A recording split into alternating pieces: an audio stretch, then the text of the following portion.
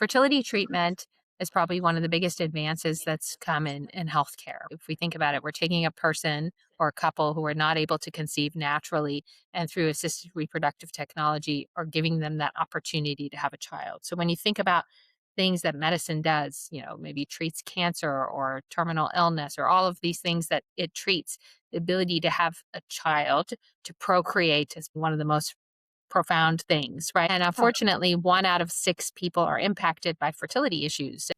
Trying to conceive isn't just a physical journey. It is one of the most emotionally and mentally demanding experiences a couple can go through. And it's time we start talking about all of it. Hi, I'm Denise Rez, your fertility godmother. And this show is for the woman who is trying to conceive and wants real, honest support, physically, mentally, emotionally, and spiritually, without the overwhelm. Because this journey isn't just about getting pregnant. It's about who you become while you're going through it. And you don't have to navigate that alone. So take a deep breath. You are in the right place. Let's do this together. And welcome to the Fertility Godmother Show. Hi, today we're going to be talking about fertility care as it is evolving quickly and with more people than ever gaining access through insurance and employer benefits. But the challenge is access doesn't always make the journey easier. Today, I'm really excited to be joined by Dr. Fahimeh Sasan. She's the founding physician and chief innovative officer at Kindbody and is nationally recognized as one of the best experts in fertility and women's health. With nearly 2 decades of experience, she's helping shape how fertility care is delivered, from the clinical experience to how employers support their teams. Today, we're going to be talking about how fertility coverage is changing, what it really means for patients, and what women need to feel supported through the process. Dr. Sasan, I'm so excited that you're here and that we have this time together. So thank you so much. I know you're super busy and I really appreciate your time. It's my pleasure to be here with you. I'm excited to have this conversation and thank you for having me. Oh, such a pleasure. Thank you. So let's start off with first, what led you into fertility and women's health in the first place?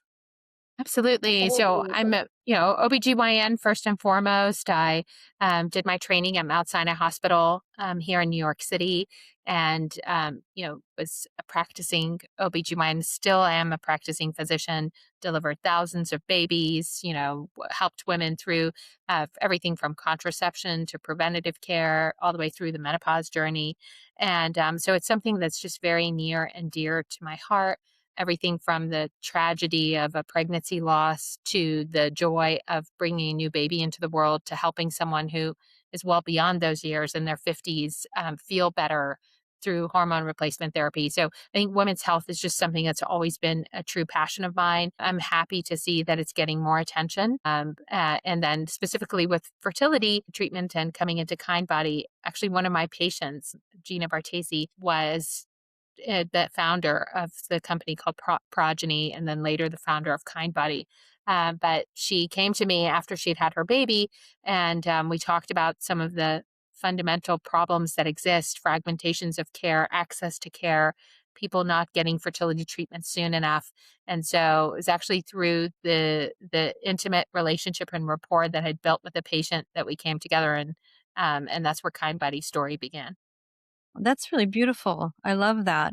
So, what are some of the things, if you don't mind sharing more on that, what are some of the things that you've seen that really kind of pioneered this, new concept of kind body? Yeah. So, if you think about fertility treatment specifically, fertility treatment is probably one of the biggest advances that's come in healthcare, right? If we think about it, we're taking a person or a couple who are not able to conceive naturally and through assisted reproductive technology or giving them that opportunity to have a child. So when you think about things that medicine does, maybe treats cancer or terminal illness or all of these things that it treats, the ability to have a child procreate is probably one of the most profound things, right?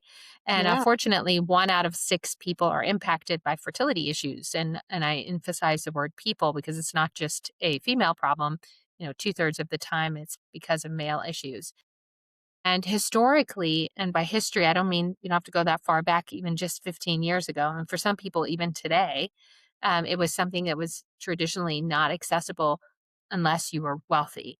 And it was historically a cash only industry. So it was like the top rich, and I would even say white 1% who could afford it.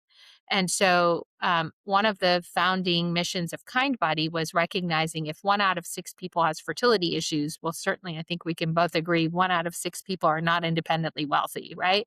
And so we needed to ensure that every person who wanted to have a baby or has fertility issues could have access to that care, whether they live in a rural community, whether they're a cashier at a place like Walmart, or regardless of their socioeconomic status. And so one of our goals was to improve access to care.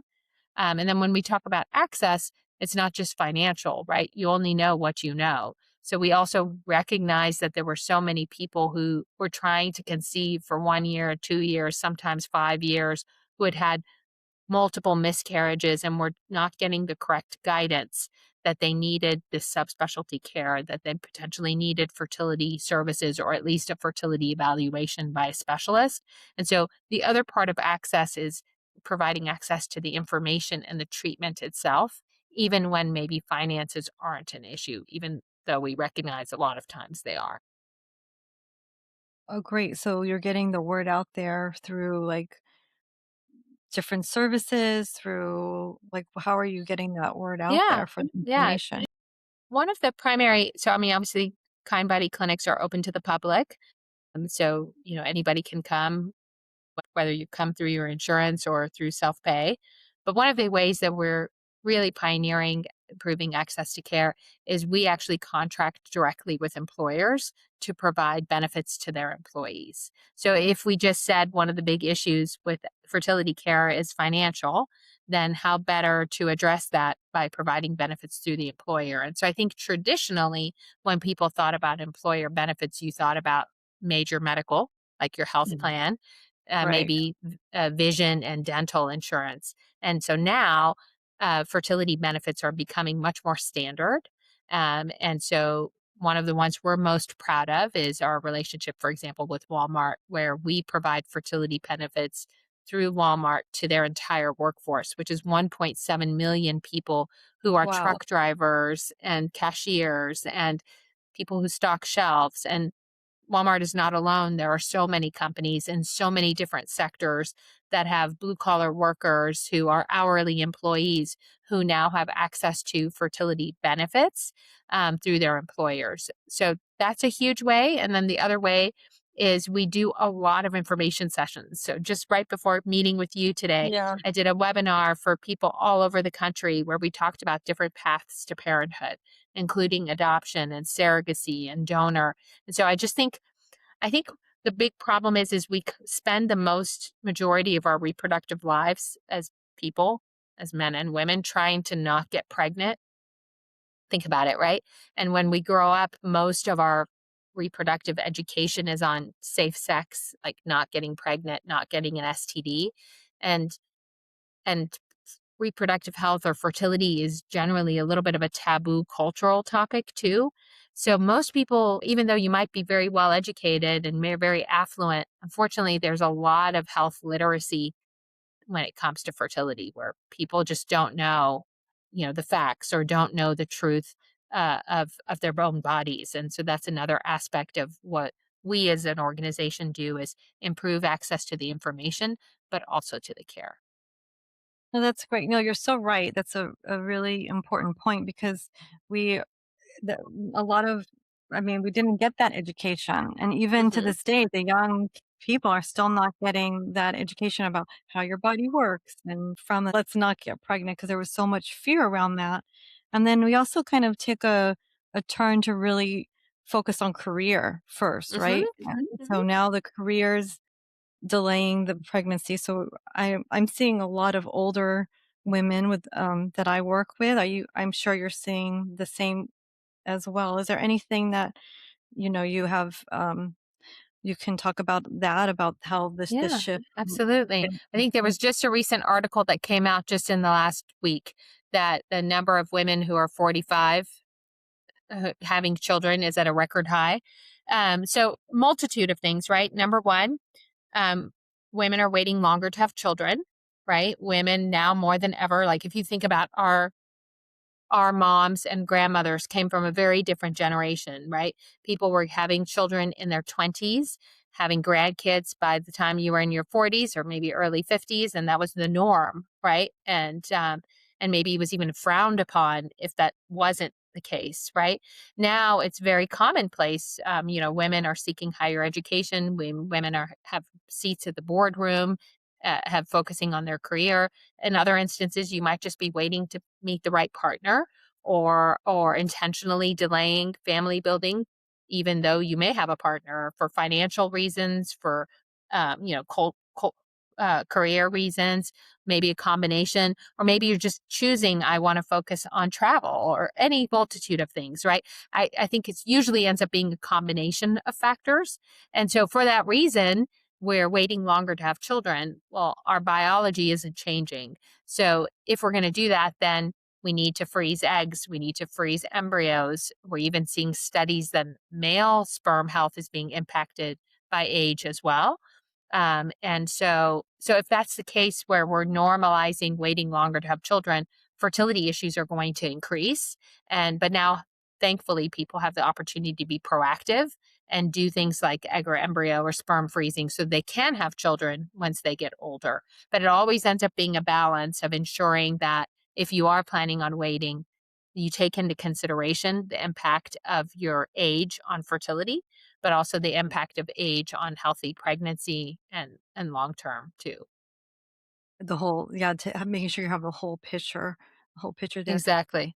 And I think there's a lot of um, extremes, right? There's the naivety of of the time waiting, and then there's the crash, complete fear base when they realize what's happening.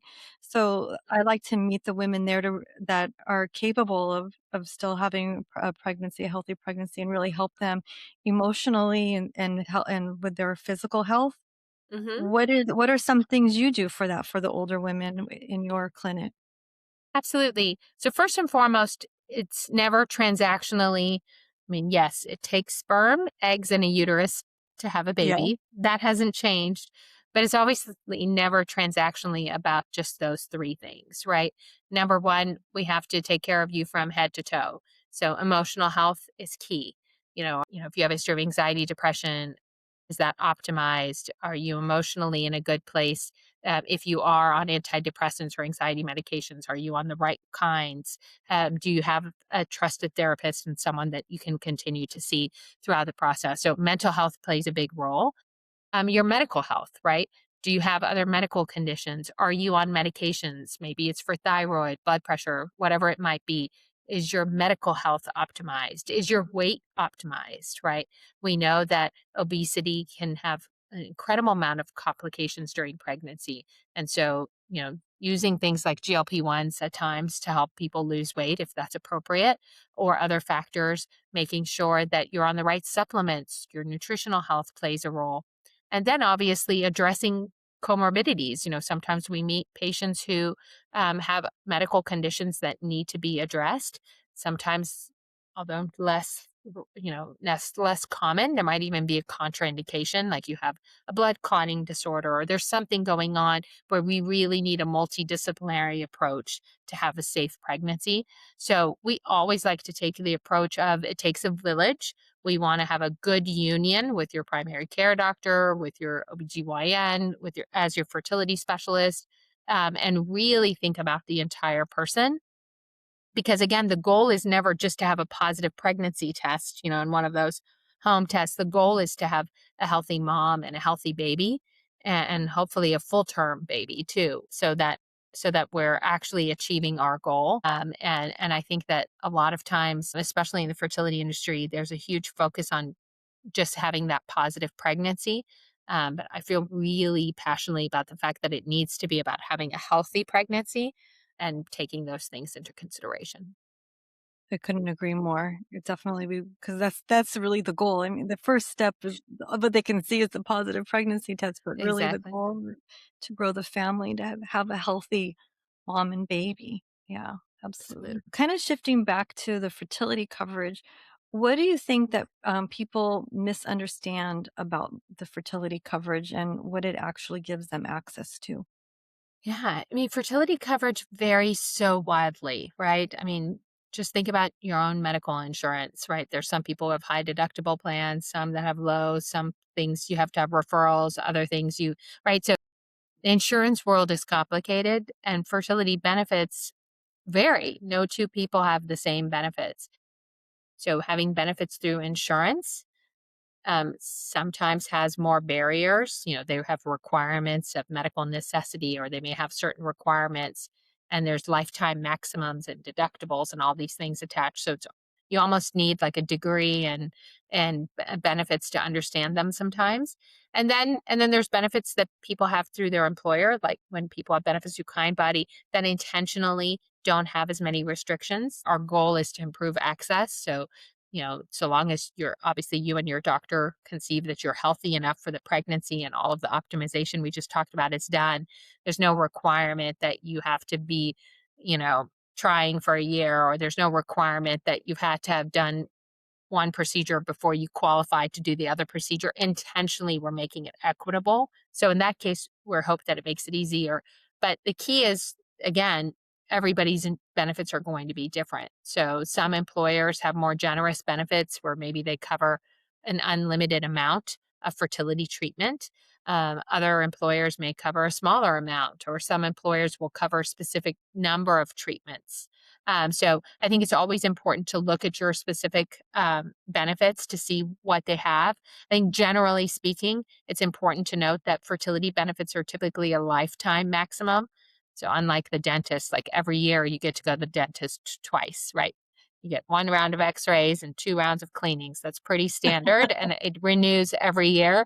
Fertility benefits are typically per the lifetime, meaning you have one round of IVF as a coverage for as long as you're an employee of a certain place, or you have X number of rounds of fertility coverage as long as you have a certain insurance. It typically doesn't renew. And that's fair. I mean, these are much more expensive services. And also, the idea isn't that you keep using it every year after year, it's to help you have build your family. And it wouldn't necessarily be healthy for the person to keep trying over and over again either. Do you agree with? That's obviously very, you know, case by case, and depends on the situation, how many times a person should do a treatment. Yeah, I just remember, it used to be like, I know there's more, but 6 used to be the number in general. Of course, it's a case by case, right? Is that still Right. like? It used to be, so some insurances used to require, and some even still do, that you had to have 6 rounds of insemination before you could do IVF. And so Yeah. these are some of the archaic policies that companies like Kindbody did away with, because if I meet you as a physician and, for example, I know for a fact that insemination isn't going to work, to put you emotionally and physically through 6 rounds of something that's not likely to work, in my perspective, is almost malpractice, right? And so that's where some of the ways that we structure benefit plan designs is to allow the autonomy of the expert with the patient to make the decision of which treatment to start with, and not mandate it from an insurance perspective. I love that. I'm so, like, excited to learn about, what Kindbody is doing and really how it's changing the course of the fertility journey, and grabbing it's very exciting. What are you most excited about right now in terms of where fertility care is going? Yeah, I'm really excited. Number one, I'm thrilled to see first and foremost that more people are talking about it. I think that, so Kindbody will be 8 years old this in August this year, and even just 8 years ago, which is really, very recent. People weren't talking about fertility as much. And so I'm thrilled to see that it is becoming, although still a very culturally sensitive topic. And I do still think that a lot of people wonder and suffer in silence. I do think that it's become more and more normalized that people are discussing it. And we're seeing more and more stars, and celebrities and influencers talk about their fertility journeys or fertility struggles.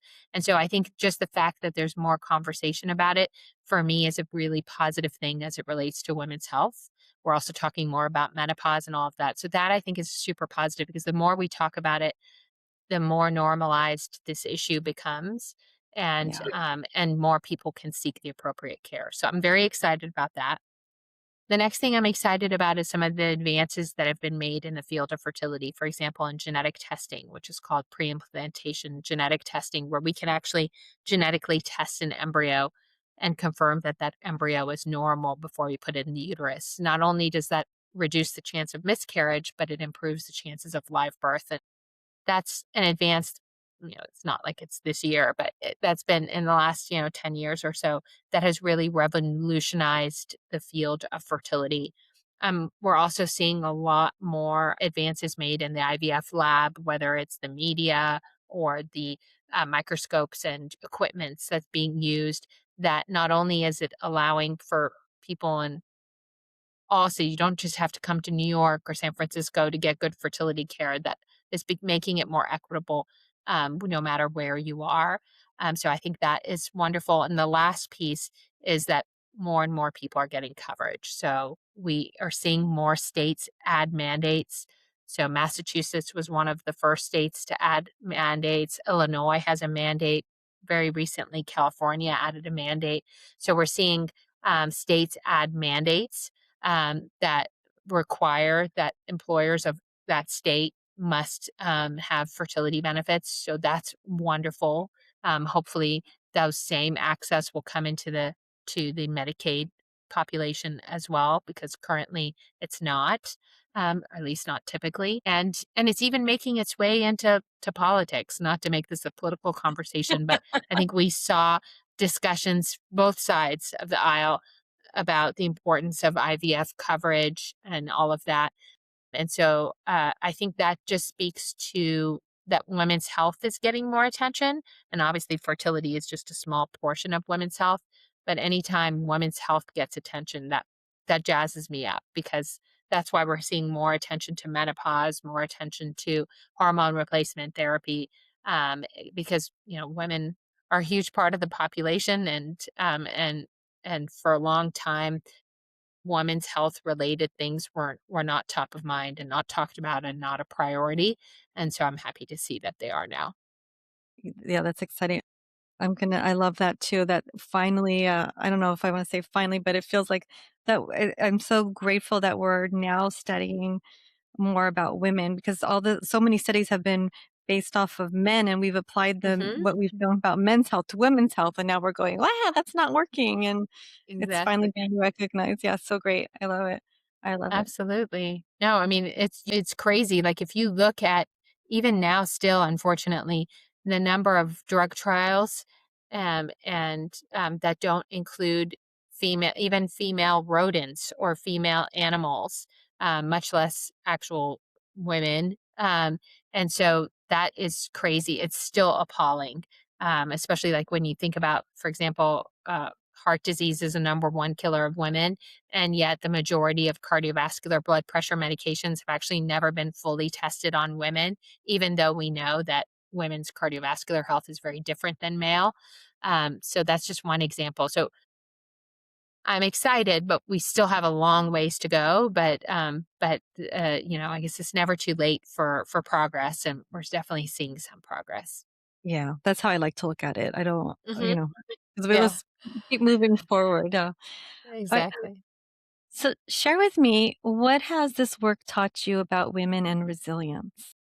My goodness. So I mean, like I said, Kindbody was founded by my patient Gina Bertese, who is probably one of the most resilient women that I know. She's a serial entrepreneur and has really done some really incredible things, not only in advancing um, healthcare and fertility care, but also in the advance of women. And so what I have seen through her leadership and other women like and Beth Eschbach, who was the founder of Exhale Spas and now has a longevity company. But there's so many women who are now have seats at the boardroom, who are elevating other women and new women founders that are coming up with, ingenious ideas and really leading the front and bringing more attention to women's health. So I am delighted to see that. Uh, just like in women's health, women's leadership and entrepreneurship and investment in women's run businesses still has a long way to go as well.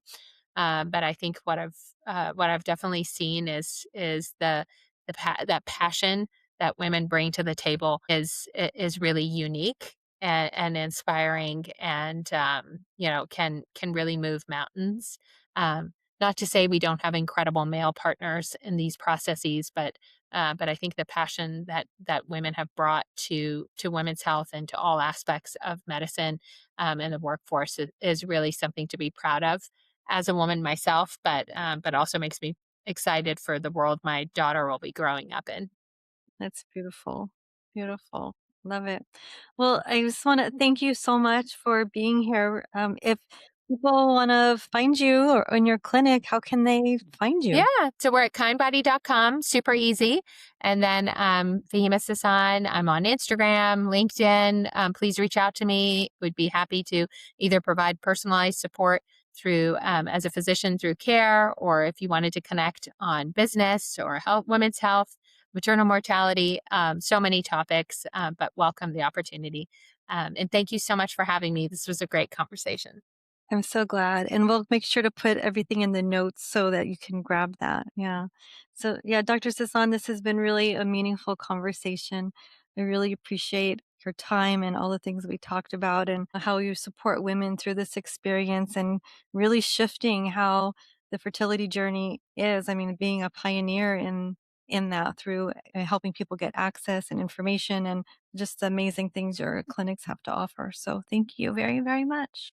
Thank you so much. Have a great day. Thanks for having me.